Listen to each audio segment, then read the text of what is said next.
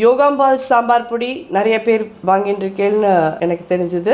நிறைய பேர் நல்ல ஃபீட்பேக் கொடுத்துருக்கேன். அதுவே எனக்கு ரொம்ப பெரிய சந்தோஷம். ஸோ கண்டிப்பாக தொடர்ந்து நிறைய பேர் தேவைப்பட்டவா எல்லாரும் டிஸ்கிரிப்ஷன் பாக்ஸில் இருக்க நம்பரில் ஆர்டர் பண்ணி வாங்கிப்பேன்னு நினைக்கிறேன். இதை வச்சு நீங்கள் குழம்பு, சாம்பார், ரசம், கூட்டு எல்லாமே பண்ணிக்கலாம். வணக்கம், நான் உங்கள் அபிமான யோகாம்பால் சுந்தர். இன்றைக்கி என்ன பார்க்க போகிறோம் அப்படின்னு சொல்லி கேட்டேன்னா, ரொம்ப இன்ட்ரெஸ்டிங்கான விஷயம். எல்லாரும் ஆஃபீஸ் கோயர்ஸ், ஸ்கூலுக்கு காலேஜுக்கு போகிறவாள்லாம் பேச்சுலர்ஸ் வேணால் கூட இதை ஒன் பாட் மீலாக பண்ணிக்கலாம். நிறைய பேருக்கு வத்தக்குழம்பு சாப்பிடணும்னு ரொம்ப ஆசை உண்டு. அது ரொம்ப பெரிய ப்ராசஸ், அதை யார் பண்ணுறது அப்படின்னு சொல்லி யோசிச்சுட்டு இருப்பேன். ஒன் பாட்டில் ஈஸியாக வத்தக்குழம்பு சாதம் அப்படியே எப்படி பண்ணுறதுன்னு சொல்லிட்டு காமிக்கிறேன்.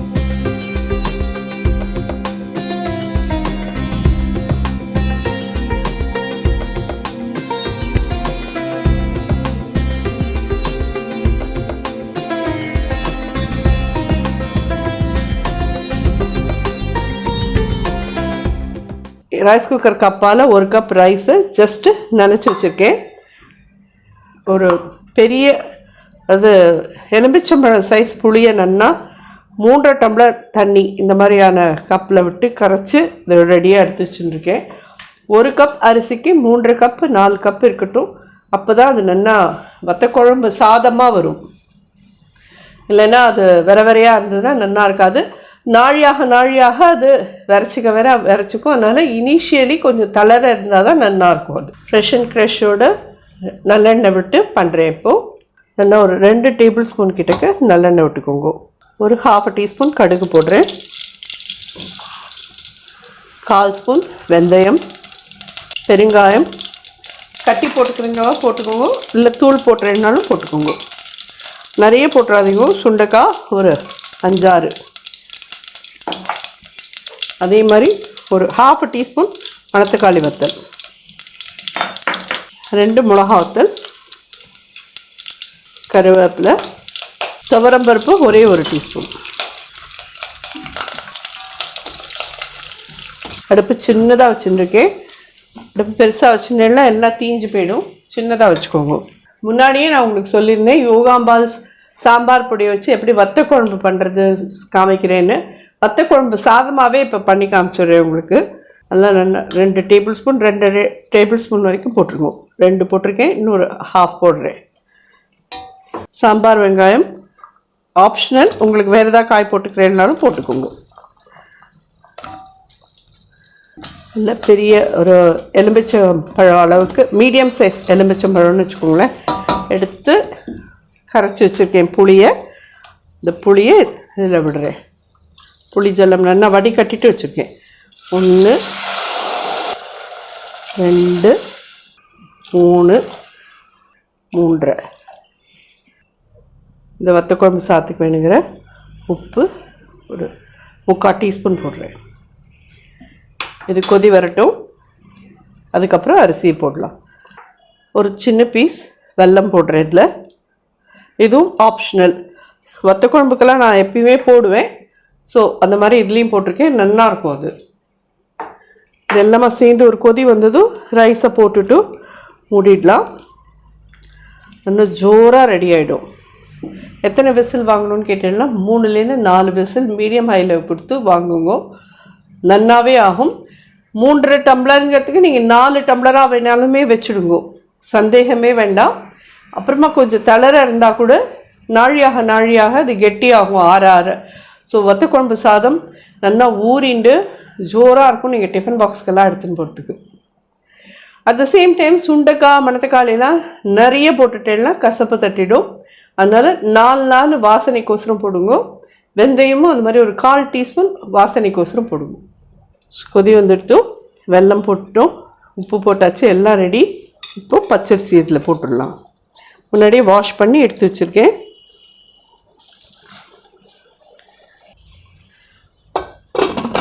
எக்ஸாக்ட்லி இன்னும் ஒரு 3 விசில் 4 விசில் வாங்குங்க போகும். கரெக்டாக ஆகிடும். நல்லா ஜோராக தளன்னு ரொம்ப நல்லா இருக்கும். இனிஷியலி திறந்ததும் நீங்கள் டிஃபன் பாக்ஸில் வச்சுன்னு போனதுக்கப்புறம் பார்த்தீங்கன்னா அது கெட்டியாக போயிடும். ஸோ இது விசில் வரட்டும். இதுக்கு நான் ஒரு சின்ன ஒரு சாலட் மாதிரி ஒரு சைட் டிஷ் தான். இது ஆக்சுவலி நான் சொல்லணும்னா, நாங்கள் எல்லோரும் சின்ன குழந்தையெல்லாம் இருக்கிறச்சே எங்கள் எல்லோரையும் நாங்கள் தான் சொல்லியிருக்கோமே 6 பேர். எங்கள் 6 பேரையும் வந்து எங்கள் சித்தப்பா வந்து குத்தாலத்துக்கு அழிச்சுன்னு போயிருந்தார். அப்போது எங்கள் சித்தி வந்து என்ன பண்ணியிருந்தான்னா, நாங்கள் எல்லோரும் குளிச்சுட்டு வரத்துக்குள்ளே இது மாதிரி ஒரு வத்தக்குழம்பு சாதமும் அந்த வெள்ளரிக்காய், அதாவது அப்புறம் நீளமாக அந்த சாலட் வெள்ளரிக்காய் சொல்லுவோம் பார்த்துக்கலாம், அதுதான் குத்தாலத்தில் கிடைக்கும் நிறையா சீசனில். அதை வச்சு பைத்தம்பருப்பு ஊற போட்டு அதை அதில் போட்டு வெறுமை கடுகு தாளித்து ஒரு சாலட் மாதிரி பண்ணி வச்சுருந்தா. நாங்கள் எல்லோரும் இந்த பசிக்கு இந்த வத்தக்குழம்பு இதுவும் இந்த சாலட் இதுவும் இது நடந்தது. நான் சொல்கிறது வந்து ஒரு 45 வருஷம் 50 வருஷத்துக்கு முன்னாடி. ஆனால் அன்னைக்கு பண்ணின எங்கள் சித்தியோட அந்த வாசனையான வத்தக்குழம்பு சாதமும் அந்த சாலடும் இந்த நிமிஷம் வரைக்கும் எனக்கு மறக்கலை. ஸோ அதை நினைவு வச்சு நானும் சித்தி எங்கள் ஆத்தில் வந்து ஸ்ட்ரிக்டாக ஆனியன் யூஸ் பண்ணவே மாட்டா. நான் அது வந்து சித்தி வந்து அவரைக்காயை போட்டு வத்தக்குழம்பு சாதம் பண்ணியிருந்தா. எவ்வளோ நல்லா இருக்கும்னு யோசிச்சு பாருங்க. ஸோ வத்தக்குழம்பு சாதம் அவரைக்காயோட தானோட வத்தக்குழம்பு சாதம் அண்ட் இந்த சாலட் அவ்வளோதான். ஒரு தயிர் சாதம் பிசைஞ்சிச்சுருந்தா. அவ்வளோ தேவாமிரதமாக இருந்தது. ஒரு 50 வருஷம் கழிச்சு கூட அது ஒரு நினைவில் இருக்குன்னா அது எப்பேற்பட்ட ஒரு இதுவாக இருக்கும்னு நீங்களே பார்த்துக்கோங்க. இது ஆகட்டும், நம்ம அதையும் பார்க்கலாம் எப்படி பண்ணுறது. இந்த மாதிரி வெள்ளரிக்காயை, இது வந்து நார்மல் வெள்ளரிக்காய், 3வது விசில் வந்திருக்கு. இது நார்மல் வெள்ளரிக்காய் தான். அந்த சாலட் வெள்ளரிக்காய் நீளமாக இருக்கும் பார்த்துருக்கேன், அதில் கூட இது பண்ணிட்டேலாம் ரொம்ப நல்லாயிருக்கும். பைத்தம்பருப்பு ஊற வச்சுது.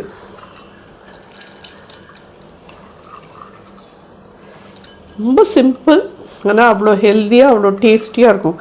ஆனால் பசிக்கு வந்து நமக்கு எது இருந்தாலும் தேவாமிரதமாக இருக்கும்னு வச்சுக்கோங்க, அது வேறு விஷயம்.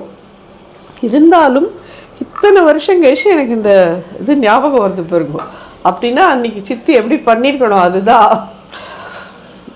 என்ன சித்திங்கிறேன்னு கேட்குறேடா. எங்கள் ஆத்தில் ஜாயிண்ட் ஃபேமிலி, அம்மா அப்பா சித்தப்பா சித்தி எல்லோரும் ஜாயிண்ட் ஃபேமிலி.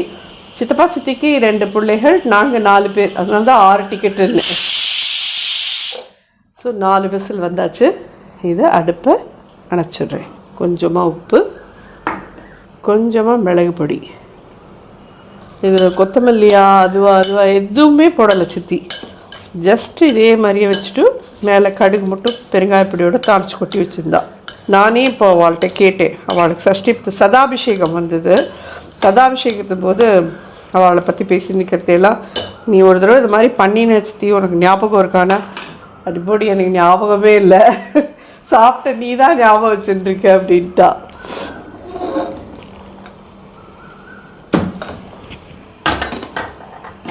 ½ டீஸ்பூன் எண்ணெய், 1/4 டீஸ்பூன் கடுகு.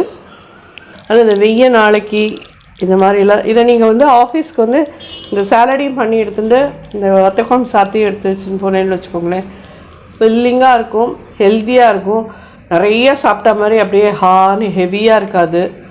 ஸ்கூல் போகிறவா ஆஃபீஸ்க்கு போகிறவா எல்லாருக்கும் இது ரொம்ப ஈஸியாக இருக்கும். பேச்சுலர்ஸ் அவளுக்கும் சேர்த்து தான். ஹார்ட்லி எனக்கு இது வந்து விசில் வந்து எல்லாமே சேர்த்து பண்ணுறதுக்கு ஒரு 15 நிமிஷம் ஆச்சு, அவ்வளோதான். ஒரு 1/4 டீஸ்பூன் பெருங்காயப்பொடி.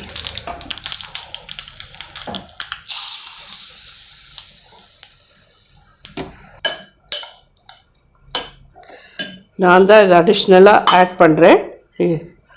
கொத்தமல்லி இதெல்லாம் நீங்கள் போட்டு எடுத்துன்னு போனீங்கன்னா நல்லா மத்தியான வேலைக்கு நல்லாயிருக்கும். ஒரு சின்ன மூடி எலுமிச்சம்பழம், ஒரு ஃபியூ ட்ராப்ஸ் விடுறேன், அவ்வளோதான். இதெல்லாம் பண்ணியிருந்தாளான்னு கேட்டேன்னா இல்லை, கடுகு பெருங்காயம் தாளித்ததோடு சரி, அவ்வளோதான். இப்படியே தான் வச்சுருந்தா. எலுமிச்சம்பழம் அண்ட் கொத்தமல்லி என்னோடய இன்னோவேஷனில் நான் போட்டிருக்கேன். பட் அப்படியே வச்சுருந்ததே இந்த வத்தக்குழம்பு சாத்துக்கு அவ்வளோ நல்லா இருந்தது. இது ரெடி ஆகிடுது இந்த சாலட். இதோடு கூட உங்களுக்கு வாரதான கரிகா வேணும்னாலும் நீங்கள் ஆட் பண்ணி எடுத்துக்கலாம். இது வந்து இவ்வளவு தான். இந்த பைத்தம்பருப்போடு இதோடைய ஹெல்த்தியான ஒரு இது அப்படியே எடுத்துன்னு போய் டிஃபன் பாக்ஸில் எடுத்துன்னு போய் நீங்கள் மிட் டைமில் சாப்பிடுவோம் பார்த்தீங்களா, அந்த சமயத்தை கூட நீங்கள் சாப்பிட்றதுக்கு இதை யூஸ் பண்ணிக்கலாம். ப்ரெஷர் இறங்கினதும் பார்க்கலாம் வத்தக்குழம்பு சாத்தை.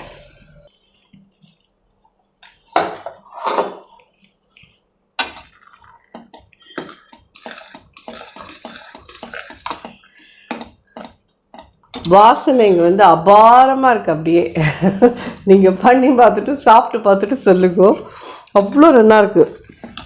நல்ல ஒரு ஜோரான வத்த குழம்பு சாதம். இது வந்து நீங்கள் ஆறினாலும் நல்லா இருக்கும் இந்த சாதம். இதை வந்து அப்படியே டிஃபன் பாக்ஸில் போட்டு எடுத்துன்னு போகலாம். நீங்கள் இந்த அளவுக்கு லிக்விடாக இருக்குன்னு யோசிக்காதீங்க. நீங்கள் மத்தியானம் திறக்கிறதே இது வந்து கெட்டியாகிடும் அப்படியே.